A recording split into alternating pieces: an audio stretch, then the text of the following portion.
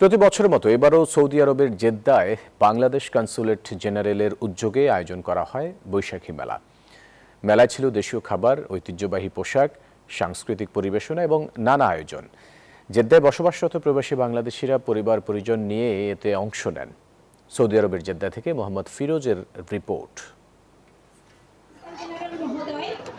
বাংলাদেশ থেকে সৌদি আরব কয়েক হাজার মাইল দূরে অবস্থিত হলেও পহেলা বৈশাখে জেদ্দায় বাংলাদেশ কনসুলেট পরিণত হয় ছোট্ট এক বাংলাদেশে। জীবন ও জীবিকার প্রয়োজনে অধিকাংশ বাংলাদেশী পরিবার পরিজন ছেড়ে বাস করেন। প্রবাস জীবনে নিঃসঙ্গতা, প্রিয়জন ছেড়ে প্রবাসে থাকার হাহাকার সবাই ভুলে যান এই পহেলা বৈশাখের আয়োজনে। বসুন্ধরা টিস্যু, অশুদ্ধতার বিরুদ্ধে এক বিন্দুও ছাড় নয়।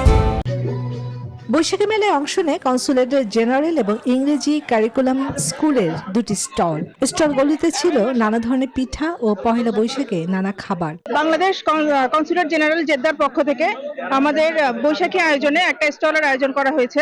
বাংলাদেশের পিঠা বা বাংলাদেশের যে খাদ্য সামগ্রী, ঝালমুড়ি বা বিভিন্ন বাংলাদেশের সংস্কৃতিকে আমাদের বাচ্চাদেরকে পরিচিত করার জন্য আজকের এই আয়োজন। প্রবাসীর বাংলা সংস্কৃতি তুলে ধরতে প্রবাসীদের অংশগ্রহণে আয়োজন করা হয় সাংস্কৃতিক অনুষ্ঠান।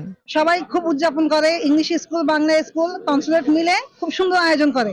আজকের এই অনুষ্ঠানে একটা ছোট্ট বাংলাদেশ দেখতে পাচ্ছি।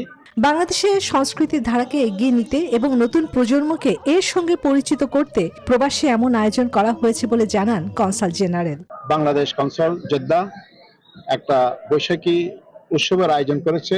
আমাদের বাংলাদেশি প্রবাসীদের পক্ষ থেকে সবাইকে ধন্যবাদ জানাচ্ছি এবং সবাইকে বৈশাখী উৎসব আমেজে আপনারা সবাই অংশগ্রহণ করেছেন। সবাইকে আমাদের বাংলাদেশ জাতীয়বাদী দল বিএনপি পক্ষ থেকে আমরা সবাইকে শুভেচ্ছা জানাচ্ছি। প্রবাসী পহেলা বৈশাখ উদযাপনের মধ্য দিয়ে বাঙালির ঐতিহ্য ও সংস্কৃতি চর্চা অব্যাহত থাকুক, এমনটাই প্রত্যাশা প্রবাসী বাংলাদেশিদের।